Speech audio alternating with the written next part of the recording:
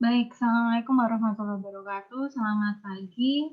Di sini di mata kuliah kalkulus 1 ini, hari ini kita akan belajar tentang materi yang kemarin sudah kalian kerjakan, yaitu di sistem bilangan, fungsi, dan sistem persamaan. Ini adalah kontrak belajar kita yang sudah kita bahas di pertemuan 1. Maka hari ini kita akan membahas tentang pendahuluan di halaman 1 di pertemuan 1. Baik.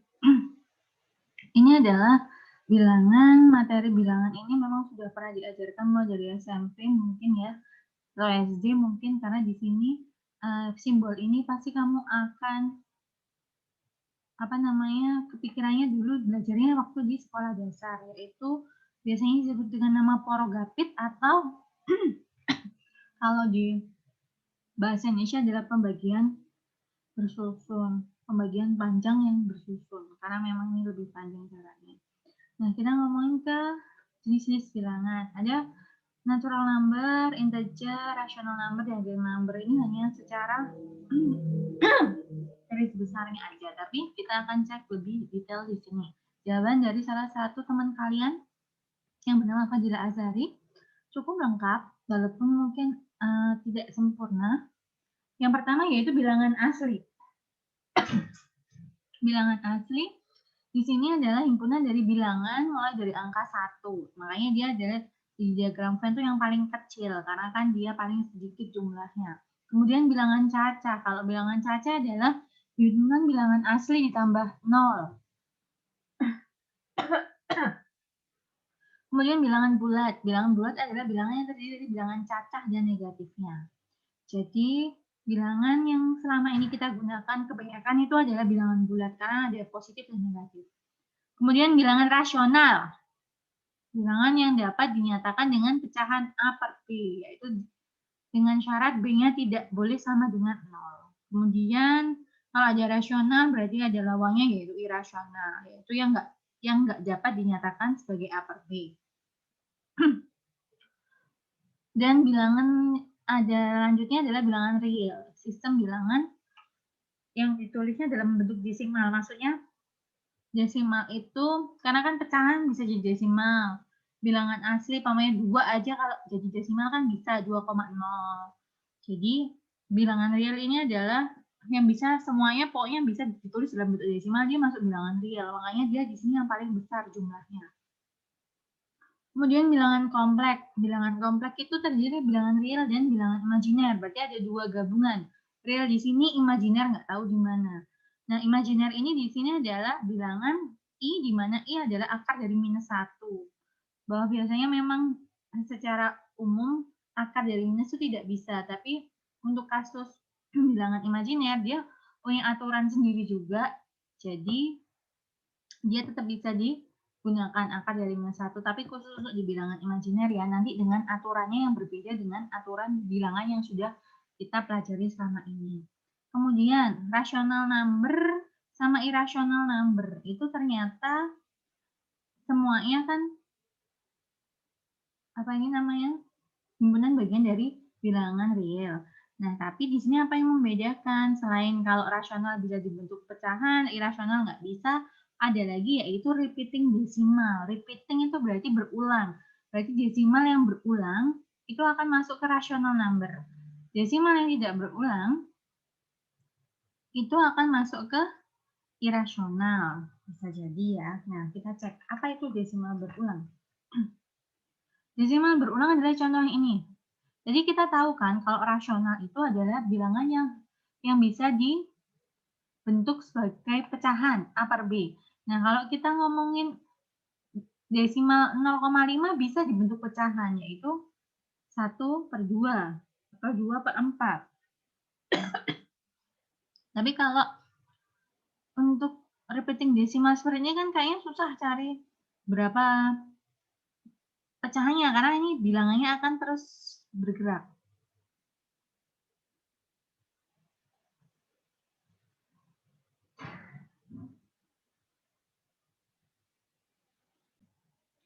Baik, nah bilangan desimal berulang seperti ini akan dibuktikan bahwa dia bisa dibentuk dalam pecahan.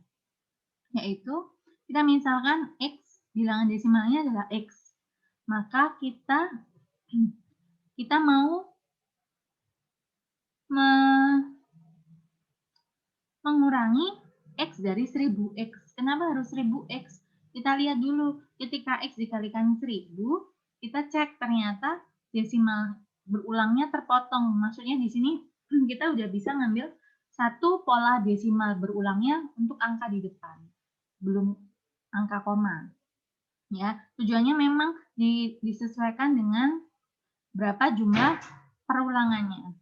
Nah, kemudian 1000X-nya akan kita kurangi dengan X, sehingga membuat desimal di belakangnya pasti hilang semua, karena kan kita kurangi. Mau ini berlanjut sampai di ujung sini atau sampai nanti nggak tahu kapan, pasti akan hilang, karena akan dikurangi sama yang ini. Ya. Nah, dari situ konsepnya maka tinggal 999X sama dengan 136, karena 136 kurangi 0. Nah, makanya X-nya adalah 136/999. Nah, ini tadi di soal tugas mandiri kalian yang telah dijawab oleh Fadila. Seperti ini soalnya. Jadi ada 1, 2, 3, 4, 5, 6. Jadi ada 6 troublemaker ya di sini.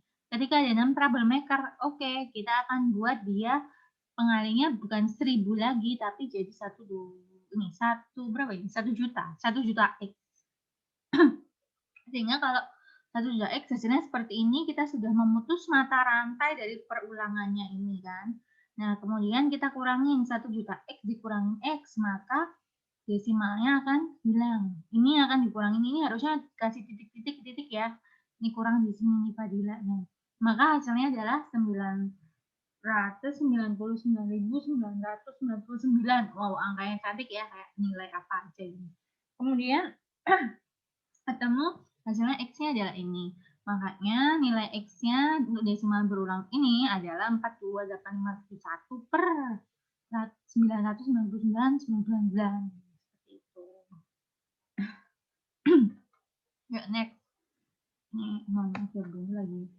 Nggak tahu nih batuk-batuk dari tadi. Oke, ini tentang persamaan dan pertidaksamaan.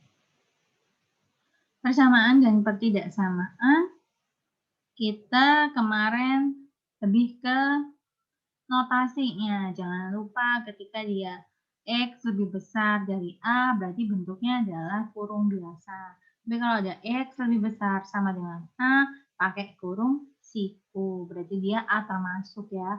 Ini adalah beberapa yang harus kalian perhatikan. Kalau ada X lebih kecil sama dengan B, berarti dia dimulai dari minta hingga. Minta hingganya kurung biasa, karena kita nggak tahu nilainya berapa. Dan B-nya pakai kurung siku, karena dia lebih kecil sama dengan. Tapi kalau lebih kecil biasa, berarti B-nya pakai kurung biasa. Itu jangan lupa ya. Dan himpunan bilangan real itu adalah mulai dari minta hingga sampai tak hingga. Ini contohnya. Ketika ada notasi siku dari min 1 sampai 5 siku, berarti itu akan untuk bilangan X yang lebih besar sama dengan min 1 sampai lebih kecil sama dengan 5. Untuk di sistem bilangan, dia akan jadi siku sama ini jadi siku. Atau ada lagi kalau dia bilang ini adalah bulat penuh, ini juga bulat penuh. Jadi ada notasi yang melambangkan jika ini penuh berarti dia sama dengan. Kalau dia bolong berarti dia tidak ada sama dengannya di lambangnya itu. Nah, ini adalah persamaan yang kemarin dikerjakan. Kalian kerjakan. Jawabannya Ridho Tamtama cukup bagus. Jadi, ini ada 3X min 7 sama dengan 5X min 4 diapakan zaman dulu, yaitu kita pindah ruaskan yang sama. 3X dikurangin 5X. Ingat kalau pindah ruas berarti tandanya berubah. Sebenarnya bukan pindah ruas sih, kita bisa secara prosedural kita lakukan adalah semuanya yang kiri dikurangi min 5X, yang kanan dikurangi min 5X, seperti itu. Kemudian nanti yang di sini yang kiri ditambah plus 7, yang kanan ditambah plus 7, maka hasilnya adalah ini.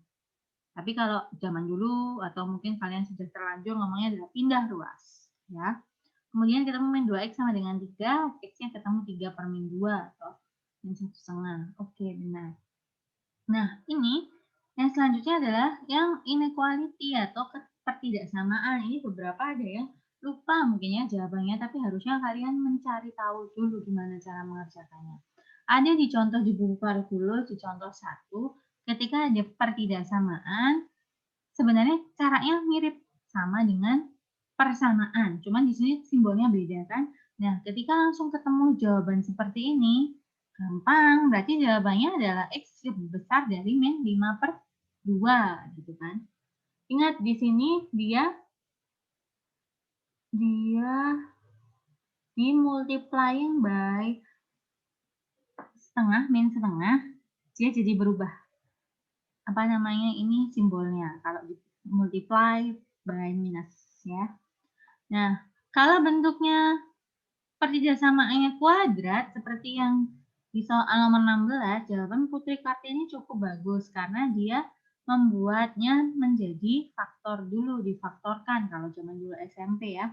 Jadi X kuadrat min 2X min 8-nya kita pindah ruas ke dalam, kemudian difaktorkan, ketemu X plus 2 sama X min 4. Kemudian berarti pembuat nolnya adalah X sama dengan min 2 dan X sama dengan 4. Kemudian kita cari daerahnya. Kita cari daerahnya dengan cara apa? Nih, dia digambarkan nih. Niat banget ya digambarkan. Jadi dengan di sini min 2 sama 4, kita cari, kita cek. Berarti di sini kan ada nilai titik 0 kan, X sama dengan 0. Kita cek 0 di dalam, kita masukkan X-nya diganti 0. 0 dikurangi 2 kali 0, 0 min 8. Berarti hasilnya adalah minus. Berarti daerah ini adalah minus. Mau kita cek yang lain. Biasanya kalau udah ada minus berarti sebelahnya plus. Tapi kita cek saja ya. Coba 5. 5 kuadrat 25. 25 dikurangi 2 kali 5 berarti 10. 25 kurangi 10, 15. 15 dikurangi 8, masih 7. Berarti di sini benar plus. Ini juga dengan cara yang sama kamu akan dapatkan dia daerah plus. Nah, sekarang kamu lihat soalnya yang dicari adalah kurang dari. Berarti dia masuk ke daerah minus yang kita cari di hasil penyelesaiannya. Maka yang dimaksud adalah daerah minus tersebut. Jadi, X yang memenuhi pertidaksamaan ini adalah di daerah minus, yaitu dari X lebih besar dari min 2 dan lebih kecil dari 4. Bu, kok nggak ada sama dengannya? Biasanya kamu cek, kalau soalnya nggak ada sama dengannya, berarti yang di dalam juga nggak ada sama dengannya. Baik, lanjut ke nilai mutlak. Nah, nilai mutlak ini nanti hubungannya sama fungsi nilai mutlak nanti ya. Jadi di sini kamu baca deh buku kalkulus kursalnya bahwa X nilai mutlak itu akan definisinya akan bernilai X ketika X-nya lebih besar sama dengan 0. Tapi X nilai mutlak akan bernilai min X ketika X lebih kecil 0. Loh Bu, nilai mutlak kok ada minus? Kan nilai mutlak tuh membuat dia positif. Iya benar, tapi kita lihat, cek ini ya, for example. Kita kan pakai nilai mutlak X. Kalau X-nya 6, 6 kan lebih besar dari 0, malah kita pakai rumus ini. Dia kan jadi X. 0, 0 kan juga masuk di sini, maka dia jadi X. Tapi kalau X-nya itu min 5 kan di sini lebih kecil dari 0. Maka kamu jangan pakai yang definisi ini. Kalau pakai definisi ini, jadinya min 5 dong, tapi pakai definisi yang bawahnya, yaitu min X. Makanya min 5 itu dalam nilai mutlak didefinisikan sebagai min yang depan ini dari X-nya dia kan min 5. Nah, makanya hasilnya akan jadi positif. Itu adalah maksud dari definisi nilai mutlak ini. Jadi, tetap kalau kalian dulu pemahamannya nilai mutlak positif, itu benar memang karena definisi ini. Ya. Nah, kemudian jadi udah kita jelaskan ya nilai mutlak untuk definisinya. Nah, sekarang kalau nilai mutlaknya bentuknya sudah dimodifikasi, bukan hanya X lagi, tapi X min 5. Nah, untuk min 2 sampai 8, berarti batasnya bukan lagi di 0. Kalau definisi tadi kan kita batasnya di 0. Nah, ini batasnya berarti di mana? Kita cek. X min 5 itu untuk jadi 0 kan berarti di 5. Ketika X-nya lebih kecil dari 5, dia akan jadi minus. Tapi kalau lebih besar dari 5, dia akan jadi positif. Lebih besar sama dengan 5 ya. Nah, berarti definisinya bukan di 0 lagi batasnya ini, tapi nanti akan di 5. Ya, jadi untuk X lebih besar sama dengan 5, rumusnya integral nilai mutlak X min 5 kan jadi, misalnya harusnya X min 5. Contohnya, kalau 7 kan lebih besar dari 5, kalau dimasukkan ke sini berarti dihitung 7 min 5 sama dengan 2. Nah, kalau X-nya lebih kecil dari 5, maka rumusnya di definisi akan berubah jadi min dari X min 5. Contohnya, kita ngomong aja 4. 4 kan kurang dari 5. Kalau dimasukkan, berarti nanti nggak pakai rumus yang atas lagi, tapi rumusnya adalah min dari 4 min 5. Makanya adalah min dari min 1, maka hasilnya akan positif 1. Mau ngapain sih pusing-pusing? Pokoknya nilai mutlak itu kita lakukan dulu yang di dalam, kemudian kita buat positif. Iya, benar. Itu adalah hasil akhirnya. Jadi kamu hitung aja yang di dalam hasilnya apa, nanti baru hasilnya pasti dipositifkan. Iya, tapi kan dari mana asalnya? Dari sini, dari definisi ini. Ya. Nah, ada juga soal tentang fungsi genap dan fungsi ganjil. Beberapa jika sudah mencari tahu akan tahu bahwa fungsi genap itu syaratnya adalah ketika ada fungsi kita masukkan nilai X-nya adalah min A, maka hasilnya akan sama dengan fungsi ketika dimasukkan nilainya adalah A. Ya, dan dari sisi grafik dia akan simetri terhadap sumbu Y. Ini sumbu Y, ini grafiknya, maka dia akan simetri. Tahu simetri ya? Kalau pamannya dilipat itu dia jadi satu dulu. Waktu bangun datar, sumbu simetri itu bagaimana? Di persegi panjang atau persegi. Nah, sekarang sedangkan fungsi ganjil, kalau ada suatu fungsi ketika dimasukkan nilainya minus A, akan jadi minus dari fungsi jika dimasukkan nilai A atau nilai positifnya. Nah, secara grafik dia simetrinya terhadap titik asal. Titik asal di sini berarti 0,0 ya. Jadi ini kan kita simetri sama ini berarti jadinya ke sini. Kalau ini jadinya nanti ke sini, dia akan jadi simetri dengan sumbu Y. Nah, ini adalah contoh jawaban dari teman kalian, Ridho Tamtama. Dia sudah menemukan jawaban yang benar bahwa ini akan simetri terhadap titik pusat. Ini kan titik pusatnya atau dia titik asal. Sama ya, ganjil. Kemudian genap, dia akan simetri terhadap sumbu Y. Ininya adalah tetap gitu ya. Oke, baik. Kita cari tahu. Ada soal yang cara menentukan suatu fungsi termasuk ke fungsi genap atau ganjil. Tadi kan secara grafik. Nah, kita secara aljabar. Penentuannya apakah itu fungsi genap atau ganjil. Contohnya ini. Ada 6 soal. Kita cek. Nomor 1 untuk menentukan fungsi genap ganjil. Kamu cek aja. Masukin nilai F untuk fungsi negatifnya. Pokoknya min X. Kok nggak langsung diisi angka? Kalau diisi angka, kamu harus membuktikan untuk semua angka. Kan susah, jadi kita misalkan aja tetap pakai X. Jadi kita masukkan min X akan ketemu min X kuadrat, tetap hasilnya adalah X kuadrat. Maka kesimpulannya dia adalah fungsi genap. Kalau X pangkat 3, kita masukkan minus X. Minus X pangkat 3 akan sama dengan minus X pangkat 3. Jadi dia akan jadi fungsi ganjil ternyata. Kemudian ada lagi X kuadrat min 1. Kita masukkan minus X, hasilnya tetap X kuadrat min 1. Nggak berubah kan? Berarti kita menyimpulkan dia fungsi genap. Tapi kalau untuk nomor 4, X pangkat 3 plus 5 ketika dimasukkan untuk minus X, hasilnya adalah minus X pangkat 3 plus 5. Sama nggak sama fungsi aslinya? Enggak. Kalau dibuat minus dari fungsi aslinya juga tidak, karena ini plus. Ya. Harusnya kalau mau jadi fungsi ganjil, dia harusnya minus X pangkat 3, terus min 5. Jadi nanti ketika dikeluarkan jadi minus X pangkat 3 plus 5. Nah, itu bisa jadi fungsi ganjil. Tapi karena dia tidak bisa, maka dia bukan keduanya. Nomor 5. X kuadrat min X. Kita masukkan min X kuadrat min dari min X. X kuadrat berubah bentuk kan jadinya, maka dia bukan keduanya.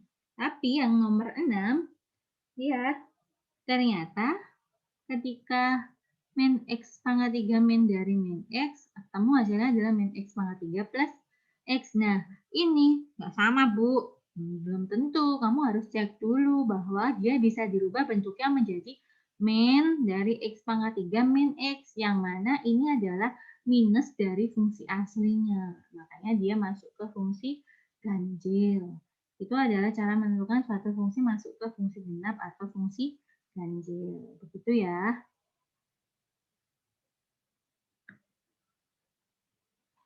Baik, sebelum kita lanjutkan, kita stop dulu biar tidak terlalu panjang videonya.